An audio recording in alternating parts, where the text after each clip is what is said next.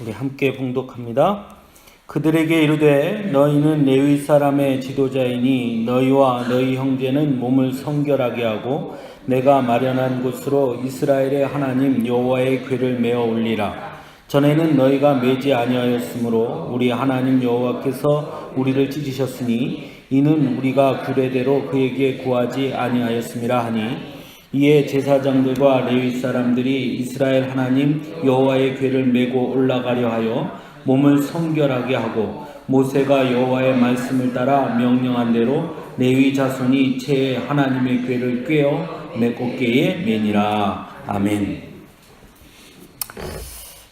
역대상 15장은 13장에서 언약궤를 가지고 오려다가 실패했던 그 사건 지나고 나서 이제 언약궤를 예루살렘으로 가지고 오는, 이번에는 성공하죠.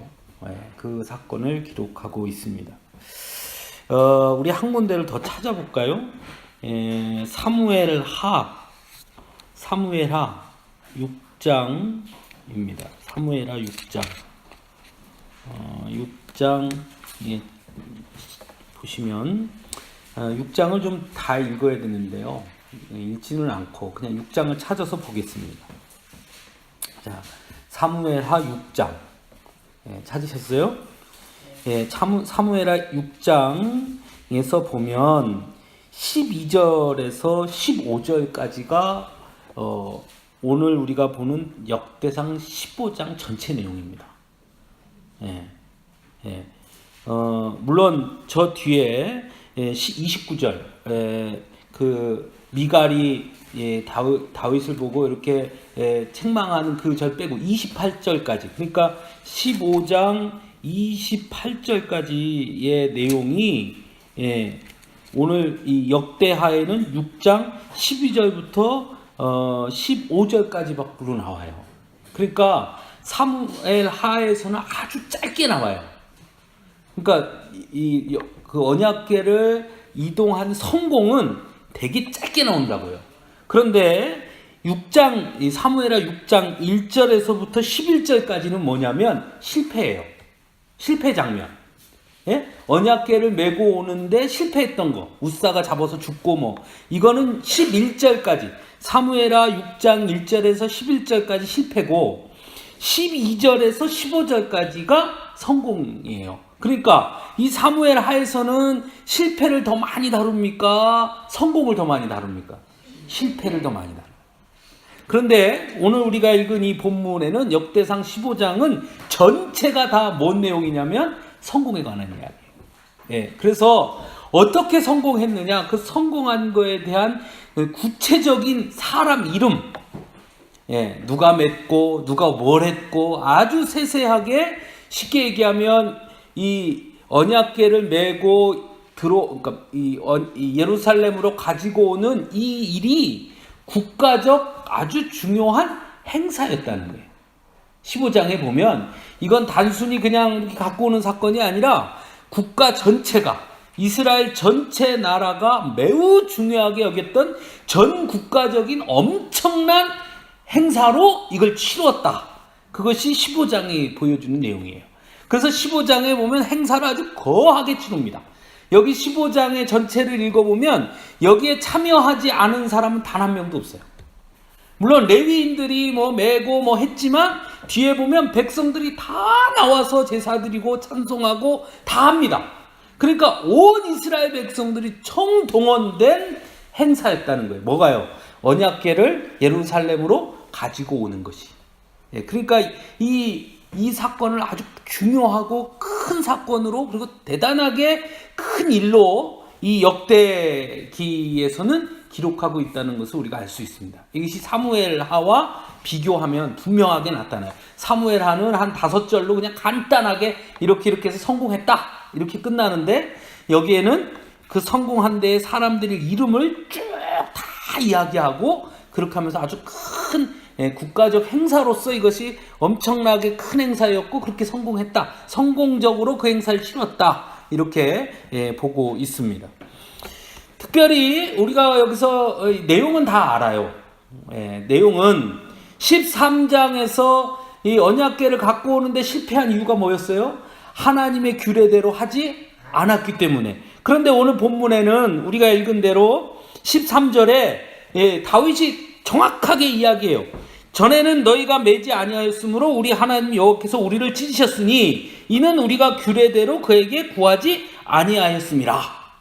그러니까 왜 우리가 지난번에 실패했느냐? 다윗이 정확하게 이야기해요. 뭘 안 했다는 거예요? 규례대로 하지 않았기 때문에 우리가 실패했다. 그러니까 이번에는 뭐 하자? 규례대로 정확하게 지켜서 하는 겁니다. 그래서 이 언약궤를 가지고 온 것의 성공에 가장 중요한 건 뭘 지켰다는 겁니까? 하나님의 규례를 지켰다는 거예요. 그러니까 15장의 내용은 그냥 한마디로 얘기하면 뭐냐? 언약궤를 옮길 때에 하나님의 규례대로 잘 지켜서 성공했다. 이거예요. 그죠? 그 내용이 그냥 그 내용입니다. 그런데 그 내용 전에 우리가 조금 봐야 될 것이 있습니다. 자, 한번 봅시다. 오늘 본문 1절에 보시면 다윗이 다윗성에서 자기를 위하여 궁전을 세우고, 그죠? 궁전을 세우고 또 하나님의 궤를 둘 곳을 마련했다. 이렇게 이야기해요. 그죠? 그러니까 예루살렘 성, 자기가 거할 성을 짓는 중간에 뭐 했냐면 또 다시 하나님의 궤를 마련할 그 궤를 맞이할 처소를 따로 준비한 겁니다. 그래서 오늘 본문에 보면 우리가 아까 읽은 본문에도 뭐라고 하면 내가 그것을 준비했다. 그러니까 내가 준비한 그곳으로 12절에 내가 마련한 곳으로 이스라엘의 하나님 여호와의 궤를 메어 올리라. 이렇게 말해요. 그러니까 다윗이 뭘부터 시작했다는 거예요? 언약궤를 메어서 가지고 올 처소부터 준비한 겁니다. 다윗이. 그러니까 한번 실패했잖아요. 실패하고 나서 다윗이 뭘 했냐? 그냥 하면 안 되겠구나. 그래서 뭘 한 거냐면 그 언약궤를 둘 곳을 준비합니다. 처소를. 그러니까 언약궤가 들어가야 있을 수 있는 처소를 준비합니다. 그럼 이게 왜 중요하냐? 다윗성을 지금 막 짓고 있는 거예요. 예루살렘에 다윗성을 지금 막 짓고 있다고요. 짓고 있으면서도 이걸 뭐 했다는 거예요? 지었다는 거예요. 지금 무슨 얘기냐면 다윗의 머릿속에 뭐를 더 중요하게 여겼다는 거예요? 이걸 되게 중요하게 여겼다는 거예요. 자, 두 번째 또 중요한 것은 하나님의 규례대로 이것을 해야 된다라고 말하는 것은 누가 해야 될 말입니까? 왕이 해야 될 말입니까? 제사장이 해야 할 말입니까? 제사장이 해야 할 말이죠. 그런데 이 말은 지금 누가 하고 있습니까? 다윗이 하고 있어요. 그러니까 사실은 제사장이 해야 할 말인데 다윗이 이걸 하고 있습니다. 이건 무슨 얘기냐? 다윗은 왕이지만 하나님 앞에 제사장이 해야 할 그 제사의 중요함까지도 인식하고 있었다는 거예요. 다윗은. 그래서 우리가 잘 아는 대로 우리가 제사장은 이해를 좀 하셔야 되는데요. 맨 처음에 아론이 제사장이잖아요. 그죠? 그 다음에 쭉 어떻게 내려오죠? 혈통으로 내려와요. 아론의 자손 쭉 내려와요. 그죠? 아론의 아들들이 제사장이 되고 그 아들의 또 아들이 되고 뭐 중간에 이제 하나님 앞에 벌 받아서 이렇게 죽으면 뭐 셋째 아들이 이제 제사장이 돼서 또 그 가족이 쭉 내려오고 뭐 이렇게 쭉 내려오잖아요. 그죠? 그래서 엘리까지 왔어요. 그러면 엘리의 아들이 뭐가 돼야 돼요? 제사장이 돼야 돼요. 그런데 홈리와 비느하스가 죽어요. 그리고 누가 제사장이 되죠? 사무엘이 돼요. 사무엘은 물론 큰 틀에서는 아론의 자손이긴 하지만 레위 지파이긴 하지만 엘리의 직속 자녀는 아니죠. 그렇죠. 원래 제사장은 누구로 내려와야 됩니까? 계속 직계로 내려온단 말이에요. 직계. 적어도 직계가 아니면은 뭐 삼촌 아니면은 뭐 동생 뭐 이렇게 가는데 사실 엘리와 사무엘은 완전히 별개잖아요. 엘리의 아들은 홈리, 비느하스 이렇게 해서 가는 거고 사무엘은 누구의 아들입니까? 엘가나의 아들이잖아요. 그러니까 저 다르단 말이죠. 그럼 엘가나가 엘리의 동생이나 형이나 뭐 됐느냐? 그것도 아니잖아요. 물론 큰 틀에서는 레위 지파지만 그러나 이만큼 떨어져 있단 말이죠. 그럼에도 불구하고 사무엘에게 제사장이 갑니다. 그러면 사무엘이 제사장이 됐다. 사무엘이 죽었어요. 그렇죠? 그러면 다윗 밑에 제사장이 됩니다. 그 제사장은 누가 됐을까요? 그럼 사무엘의 아들들이 제사장이 돼서 쭉 내려왔습니까? 아니면 또 달라집니까? 또 달라지는 거예요. 그럼 무슨 얘기냐? 그 이전에는 그것이 매우 중요했으나 사무엘이 제사장이 되면서부터는 제사장이 이상하게 바뀌어서 왕이 제사장을 임명합니다. 예? 왕이 제사장을 임명한다고요. 원래는 사울이 이스라엘 첫 번째 왕이죠. 왕을 누가 임명했어요? 제사장. 다윗에게 기름 부은 사람 누구예요? 제사장. 사무엘이 왕을 임명했단 말이에요. 그렇죠? 그런데 다윗 왕의 지로 이어가면 제사장을 누가 임명하냐면 왕이 세워요. 물론 그 제사장은 어디 안에 있어야 됩니까? 레위 지파 안에서 세워야 되는 거죠. 그래서 후에 다윗이 말년에 솔로몬이 왕이 될 때 다윗의 원래 제사장은 누구를 지지하냐? 누구 지지하죠? 네? 누굴 지지해요? 전사님 누구 지지해요? 압살롬을 지지하죠. 왜? 그래서 다윗이 어떻게 해요? 솔로몬이 어떻게 해요? 나중에. 그리고 누구 세워요? 다시 제사장을 세우죠. 누가 세운 겁니까? 솔로몬이 세워요. 그러니까 왕이 다윗 왕 이후로는 제사장을 누가 세우냐면 왕이 세워요. 왕이. 물론 그 왕이 세우는 데는 아무나 너 내 말 잘 듣네. 네가 해. 이건 아니죠. 레위 지파 안에. 그렇죠. 레위 지파 안에서 세웠어요. 물론 저 북이스라엘에 가면 더 막장이죠. 북이스라엘 가면 진짜 왕이 맘대로 세웠어요. 북이스라엘 가면 너 지금 내 말 잘 듣는다. 너 그냥 제사장이야. 막 세웠어요. 그러나 남유다는 물론 그 혈통을 매우 중요하게 여기고 그것이 나름대로 흔적이 남아 있었으나 실질적으로는 왕권 사회가 되면서 다윗이 왕이 되면서부터는 제사장과 왕의 권위가 뭐가 더 올라가느냐? 왕의 권위가 더 올라가는 거예요. 제사장이 더 밑에 있고. 그래서 여기서 중요한 거는 그렇기 때문에 왕이 똑바로 올바른 자리에 서지 않으면 제사장은 아무것도 할 수가 없는 거예요. 그래서 이스라엘의 왕권 사회가 되면서 제사장이 역할을 못합니다. 원래는 제사장이 왕이 잘못하면 와서 책망해야 돼요. 그렇죠? 나단이 밧세바를 범했어요. 그러면 누가 다윗을 책망해야 되느냐? 제사장이 와서 당신 그렇게 하면 안 돼요 해야 되는데 제사장이 한 게 아니라 누가 합니까?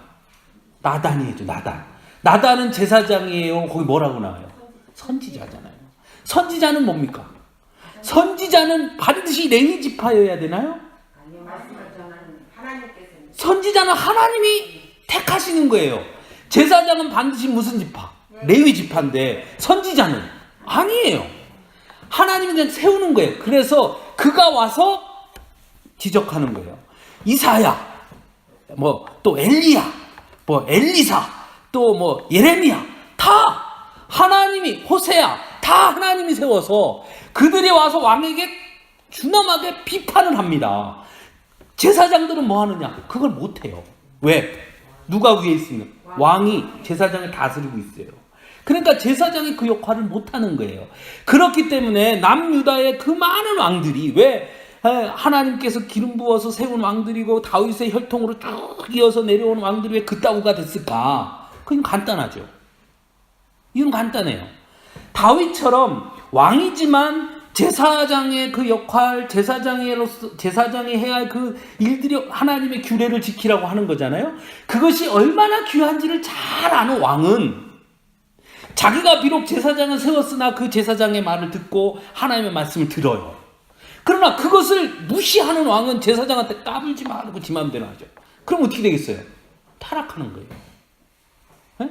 그러니까 이거는요, 우리 중세 역사에도 똑같습니다. 중세 시대에 황제를 누가 임명했습니까? 교황이 임명했어요. 교황. 네? 교황이 황제를 임명했다고요. 교황이 임명해주지 않은 황제는 아무런 힘이 없었어요. 그런데 후에 어떻게 돼요? 타락하게 되면 바뀌어요. 황제가 교황을 임명해요. 네? 교황이 꼼짝 못하게 되는 거예요. 황제 눈치를 보고요. 무슨 얘기냐? 자, 교황이 황제를 임명할 때는 우리가 이걸 종교라고 그럽시다. 교황은 종교고 황제는 정치. 그럼 종교와 정치에 있을 때 뭐가 더 위에 있었던가요? 종교가 더 위에 있었던 거예요. 종교는 세상 권력으로부터 벗어나서, 이것은 세상 권력이 아니라 누구의 권력이니까? 하나님이 주신 권력이니까. 그 하나님의 권력으로 세상 권력을 판단했단 말이에요. 너 그건 잘못이야. 그건 틀렸어. 그렇게 하면 안 돼. 그건 하나님 뜻에 옳지 않아. 이렇게. 물론 그렇게 잘했어야 되는데 이게 타락했죠. 그건 문제예요. 타락한 건 문제지만 어쨌든 그렇게 돼 있었단 말이죠. 그런데 후에 이게 딱 바뀌니까 이제 어떻게 되느냐? 세상 권력이 교회에 판단하게 되는 거예요. 너 내 말 들어 안 들어? 안 들어? 그럼 콱 이렇게 되는 거예요. 이게 바뀐 거예요. 그럼 지금은 어때요? 지금 우리 사회가 어떻습니까? 지금 똑같죠. 네. 그렇죠? 이게 무서운 얘기죠. 여러분, 영국 성공회 있죠? 영국 성공회. 영국 성공회가 왜 생겼는지 아십니까? 영국 성공회. 영국 성공회는 왜 생겼냐면 황제가 이혼하고 싶어서 생긴 거예요. 네? 황제가 이혼을 하고 싶은데 그때 당시 그 로마 교황 천주교 카톨릭의 법에는 이혼이 안 돼. 그죠? 이혼을 못 해야 돼 있어요. 근데 나는 이혼을 하고 싶어. 왜? 그러니까 어떻게 했느냐? 나 이제 천주교 안 믿어. 그리고 자기가 했어요. 그래서 성공회를 만들었어요. 그리고 이혼을 했어요. 여기 성공회한테 나 이혼해도 되지? 그러니까 거기서 이혼하세요. 이혼했어요. 네? 그런데 이 왕이 죽었어. 근데 그 사이에서 원래 부인을 버리고 두 번째 얻은 부인 사이에서 애가 낳는데 너무 어려워. 그래서 자기가 죽고 나서 누가 왕이 됐냐? 원 부인한테 난 아기가 왕이 돼. 그러니까 이 왕은 그 성공회가 이쁘겠어요? 밉겠어요? 밉죠. 그럼 어떻게 했겠어요? 성공했어. 그런데 이 여자가 또 죽었어. 그럼 이제 자기가 후손에 자식을 낳았어야 되는데 이게 죽고 두 번째 부인한테 난 애가 왕이 됐어요. 그럼 걔는 어떻게 하겠어요? 또 이번에는 천주교 싹 죽이고 성공해. 이게 역사적 사실이에요. 네. 그래서 피해 공주 앤 뭐 이런 얘기, 그런 거 다 있죠. 이게 뭐냐면 그게 바뀌니까 그런 거죠. 물론 교회가 절대 갖고 있는 그 카톨릭을 보면 그 카톨릭이 원래 가지고 있던 그것들을 잘 선용했다면, 그죠? 바르게 했다면 그런 일이 없었겠지요. 그런데 거기가 부패해버린 게 가장 큰 문제겠죠.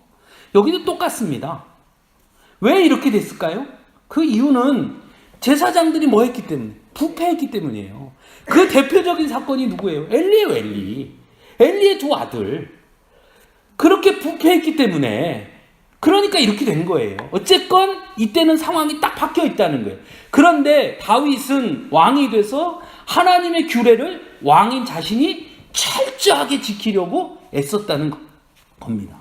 그러니까 다윗은 왕이면서 뭐와 비슷했느냐? 제사장과 같은 역할을 같이 감당하는 거예요. 그래서 여기 보면 그 다윗이 다 규례를 이야기해요. 이 놀라운 사실이에요. 원래 누가 했어야 돼요? 제사장이 해야죠. 그런데 다윗이 다 말해요. 다윗이 뭐라고 그러냐면 그 16절 보면요, 한번 보세요. 잠깐 보면 다윗이 레위 사람의 어른들에게 명령하여 그의 형제들을 노래하는 자들로 세우고 비파와 수금과 재금 등의 악기를 울려서 즐거운 소리를 크게 내라. 그러니까 사람들이 다 나눠서 너는 노래해, 너는 뭐해, 너는 뭐매, 너는 뭐, 이거 다 누가 한 거냐면 다윗이에요. 대단한 일이에요. 그 모세의 규례대로 하라는 거를 다윗이 정확하게 뭐하고 있었다는 거예요? 이해하고 있는 거예요. 그 대단한 거죠. 그러니까 다윗이 대단한 왕이에요. 그 다윗은 이렇게 레위인들에게 그 일들을 다 맡깁니다. 그앗 자손과 레위 자손을 불러가지고 2절에 보세요. 2절. 읽지 않았는데 다윗이 이르되 레위 사람 외에는 하나님의 궤를 맬 수 없나니 이는 여호와께서 그들을 택하사 여호와의 궤를 메고 영원히 그를 섬기게 하셨습니다. 다윗이 말한 거예요. 그러니까 다윗이 정확하게 하나님의 규례를 다 알고 그대로 실천했습니다. 자, 그러면 이 역대기를 읽게 되는 독자가 볼 때 다윗이 뭐 시대를 잘 만나서 왕이 됐지 뭐 되게 뭐 이러겠습니까? 아니면 와 진짜 다윗은 정말 훌륭한 왕이구나 이러겠습니까? 정말 훌륭한 왕이구나. 네. 와 진짜 다윗은 정말 훌륭한 왕이구나 이런 거죠. 앞에 실패했던 거가 기억이 날까요? 안 나요. 그럼 아까 우리 사무엘 하에서는 앞에 실패한 게 이만큼 있고 뒤에 성공한 건 4절 나오고 그 뒤에 더 재미있는 거는 미갈이 막 비웃고 막 한 게 또 이만큼 나와요. 그러면 그거를 읽는 사람은 아휴 다윗은 어째 이 모양이냐 이러겠습니까? 와 훌륭하다 이러겠습니까? 어째 이 모양이냐 그러냐. 왜 얼마나 이게 사람이 무게도 없이 그냥 깝죽깝죽 대다가 부인한테 이렇게 책망도 듣고 말이야. 응? 이럴 거 아니에요. 근데 오늘 본문에는 싹 빠져있어요. 그냥 단순히 뭐라고 나오냐? 29절. 여호와의 언약궤가 다윗성으로 들어올 때 사울의 딸 미갈이 창으로 내다보다가 다윗 왕이 춤추며 뛰노는 것을 보고 그 마음에 업신여겼더라. 사무엘하에는 뭐하고 춤췄다고 나와요? 벌거벗고. 사무엘하를 한번 가봅시다. 다시 사무엘하 6장 아까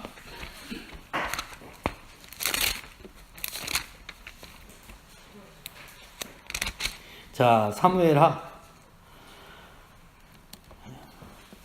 자 16절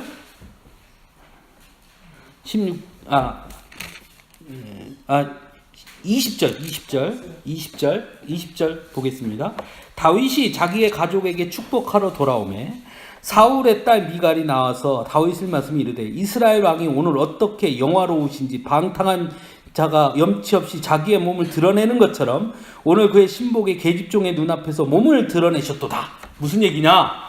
옷을 홀딱 벗고 춤을 췄다 이거예요. 그 미갈이 보기에 채통머리 없이 말이야 왕이 말이야 웬 시종 잡배 놀듯이 말이야 옷을 다 벗고 말이야 여종들이 다 보고 그런 데서 왕이 취하게 말이야 춤을 추고 그랬다라고 책망한 거예요. 그래서 다윗이 화딱지가 나죠. 자, 근데 오늘 본문 역대상에는 그게 빠져 있어요. 다윗이 춤만 췄다고 나오지 벌거벗었다 춤을 췄다 뭐 그래가지고 미갈이 뭐 다윗한테 뭐라 그랬다 그래서 다윗이 또 미갈한테 뭐라 그랬다 안 나와요. 다윗은 뭐로만 나오냐? 다윗 왕이 춤추었다 그냥. 네. 그러니까 사무엘과 이 사무엘서와 역대기의 가장 큰 차이는 이런 데 있어요. 역대기는 철저하게 다윗을 높여주고요. 그리고 미화라기보다는 다윗 왕의 위대함, 다윗 왕의 흠보다 다윗 왕의 위대함만 이야기해요. 사무엘서는 다윗의 잘한 거, 잘못한 거 다 얘기하고 역대기는 다윗의 잘한 것만 쫙 얘기하고 될 수 있으면 못한 거는 줄이고 좀 뒤로 숨기고 이렇게 그 이유 그렇게 했단 말이죠. 그 이유가 뭐냐? 다윗의 위대함과 그 가문의 위대함을 인정하는 거예요. 그래서 바벨론 포로로 돌아온 이들에게 그 다윗의 후손이 우리를 다시 다스릴 것이다. 그 희망을 전해주는 겁니다. 맨 차이가 있는 거예요. 자, 그리고 또 오늘 우리가 이제 내용은 그렇고요. 우리가 같이 생각해 볼 것은 자, 언약궤를 가지고 올 때 우리가 본 것처럼 그 처소는 누가 준비했습니까? 다윗이 준비했고요. 그 모든 계획과 사람들을 배정하고 그 쉽게 얘기하면 그 행사 준비, 그 행사에 각각 맡은 일을 맡겨줄 책임, 뭐 구상, 기획 이거 다 누가 했습니까? 다윗이 했어요. 그러나 아무리 그렇게 구상을 하고 기획을 했다 하더라도 누가 하지 않으면 안 돼요. 그렇다고 다윗이 궤를 맬 수 있습니까? 없습니까? 없어요. 누가 했어야 돼요? 그 일을 맡겨진 사람들이 그 일을 했어야 되는 거예요. 그런데 중요한 건 그 일을 맡긴 사람들이 맡겼으니까 하기 싫은 걸 억지로 왕이 하라니까 해야지 뭐 어쩌겠어 했느냐, 이게 중요한데 오늘 읽은 본문의 14절을 보십시오. 자, 13절에는 다윗이 말해요. 전에는 네가 매지 않아서 망했다. 규례대로 그에게 구제하지 않았기 때문에 우리가 망했다. 이제 제사장들과 너희가 그걸 매야 된다 라고 다윗이 명령을 했더니 14절, 이에 제사장들과 레위 사람들이 이스라엘 하나님 여호와의 궤를 메고 올라가려 하여 뭐를 했다고 나와요? 몸을 성결하게 했다는 거예요. 자, 몸을 성결하게 한 건 누가 한 겁니까? 자신들이 한 거예요. 네? 왕이 야, 이 언약궤는 반드시 레위 자손들과 고핫 자손이 해야 돼. 그러니까 니네가 이거 해 하고 명령을 했더니 그 명령을 받은 사람들이 우리가 해야 돼? 이게 아니라, 또는 시키니까 해야지 뭐 한 게 아니라 그 일을 거룩한 사명으로 받고 뭐 했느냐? 스스로 몸을 성결하게 하고 그 일에 동참했다는 거예요. 그렇죠? 그러니까 아무리 기획을 하고 아무리 많은 것을 잘 알고 아무리 뭐 예비를 했어도 그 밑에 레위 자손들과 제사장들이 거기에 동참하고 동의하고 성결하지 않았더라면 이 언약궤를 가지고 오는 것이 성공했겠습니까? 실패했겠죠. 그죠? 그러니까 누가 같이 했다는 거예요? 레위 사람들과 제사장들과 이 일에 동참한 모든 사람들이 함께 그 일을 했다는 겁니다. 그죠? 또 그럼 그들만 했느냐? 자, 28절 읽진 않았는데 28절 봅시다. 25절 다윗과 이스라엘 장로들과 천부장들이 가서 여호와의 언약궤를 즐거이 메고 오베데돔의 집에서 올라왔는데 하나님이 여호와의 언약궤를 맨 레위 사람을 도왔으므로 무리가 숫송아지 7마리와 수양 7마리로 제사를 드렸더라. 여기에 무리는 누구냐? 거기 같이 올라갔던 이스라엘 장로들과 천부장들이에요. 그렇죠?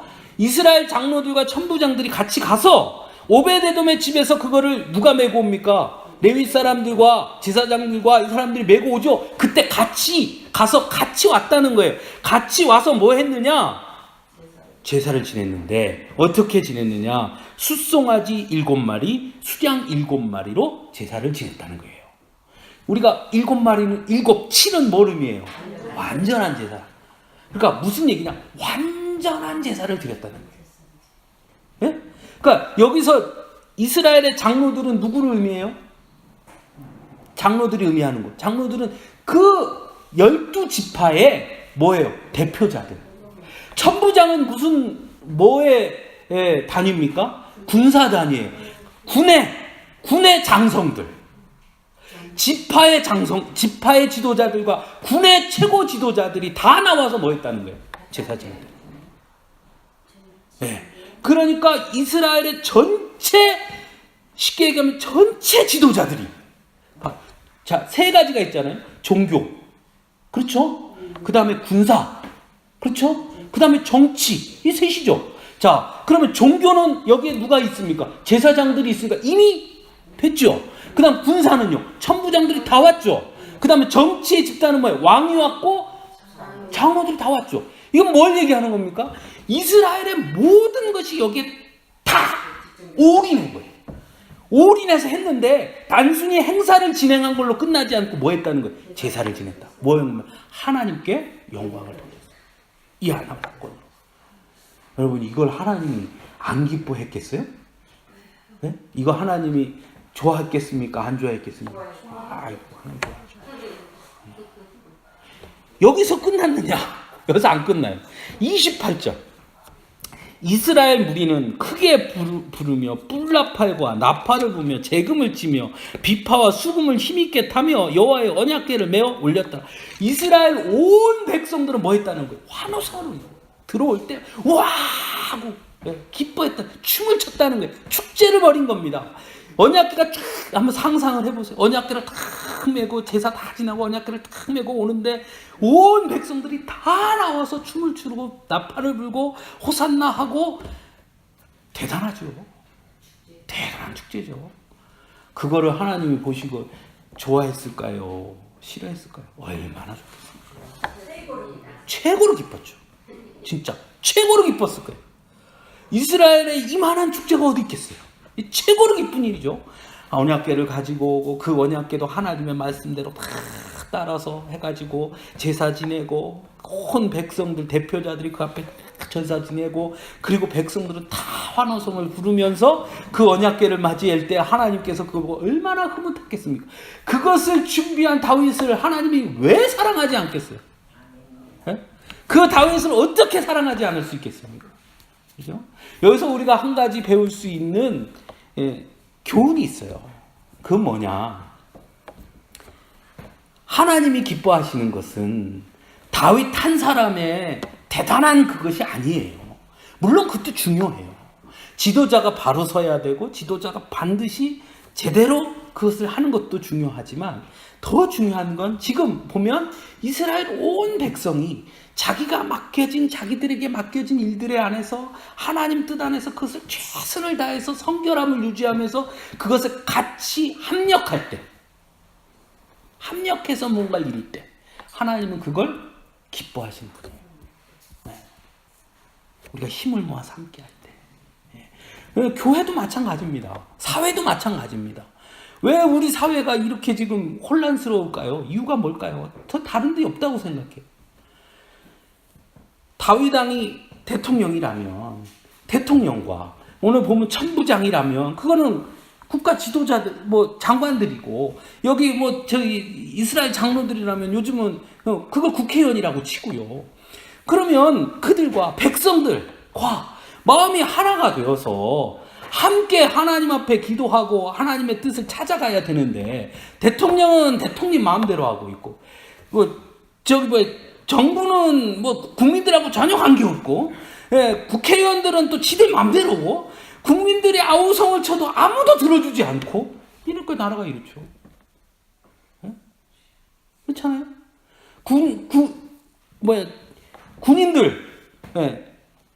군인들의 지도자들은 맨 무슨 방산비리 저질러 가지고 잠수함을 만들었는데 잠수함이 물에 가라앉지 않는 잠수함. 대단하죠. 물에 가라앉지 않는 잠수함.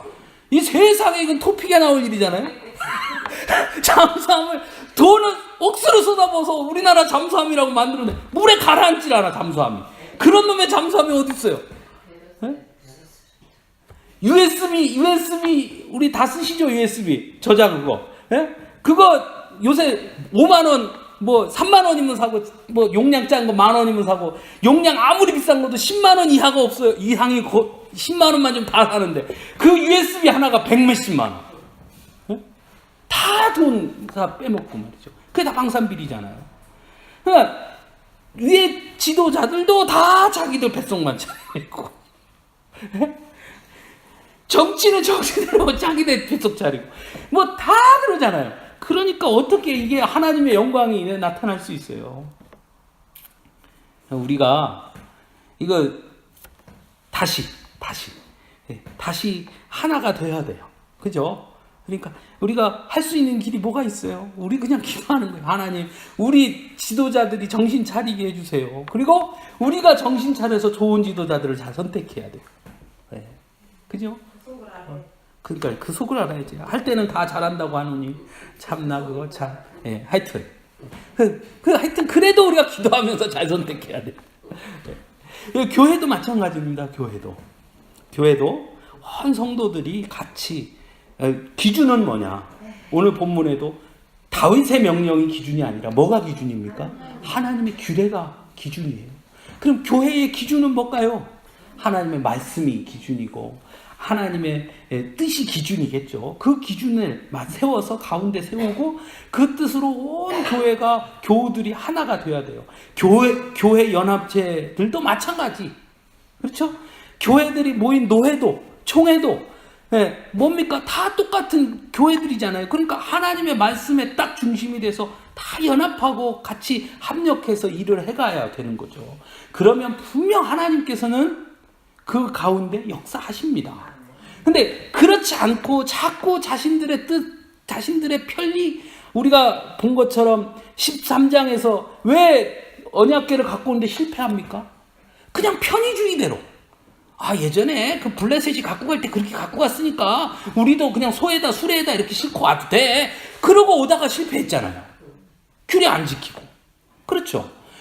그러니까 그런 편리함, 세상 다 그렇게 하니까 그렇게 적당하게 결국 그러다 망했잖아요.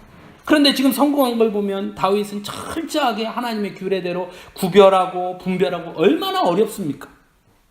다 찾아서 그 법대로 한다는 게 얼마나 번거롭고 어려운 일입니까? 그런데 그 일을 했고 또 그 일을 맡겨진 사람들은 귀찮다 하지 않고 자신들이 해야 될 몫을 최선을 다하고 하면서 스스로 성결함을 유지했고, 그리고 그 이스라엘의 전 지도자들이 하나님 앞에 제사했고 온 백성들이 기쁨으로 맞이했고, 어찌 하나님께서 이스라엘 이 위에 놀랍게 역사하지 않을 수 있겠습니까? 이것이 성공의 비결이에요. 다른 데서 찾을 것이 아니라. 우리가 이 말씀을 보면서 우리도 그것을 좀 더 깨달아야 됩니다. 우리 가정도 마찬가지고 다 동일하게 하나님의 말씀, 하나님의 규례라는 것을 중심에 세워서 그 안에서 내게 맡겨진 일들을 다 감당하는 그런 우리가 된다면 우리 가정도 하나님께서 세워주실 것이고 우리 나라도 우리 교회도 하나님께서 분명히 세워주실 것이라고 믿습니다. 그것이 우리가 꼭 기억해야 됩니다. 또 한 가지 우리가 생각할 것은 다윗이 언약궤를 메고 올 때 다윗이 막 춤을 췄다고 오늘 기록하고 있어요. 다윗성으로 들어올 때 다윗 왕이 춤추며 뛰어놀았다.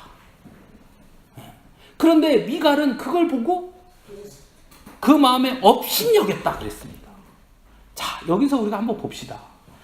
다윗은 그 기쁨에 동화되어서 언약궤가 돌아온다는 그 기쁨에 동화되어서 자신이 왕이라는 것도 잊어버리고 그 기쁨에 동화된 사람이에요.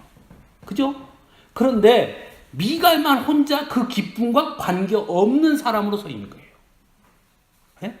그 기쁨에 동참하여 있는 다윗은 춤을 추고 사무엘에 보면은 옷을 벗고 춤을 췄다고 하더라도 너무 기뻐서 자신이 왕이라는 것도 잊어버리고 그 기쁨에 동화되어 있는 거예요. 하나님이 주신 그 기쁨에.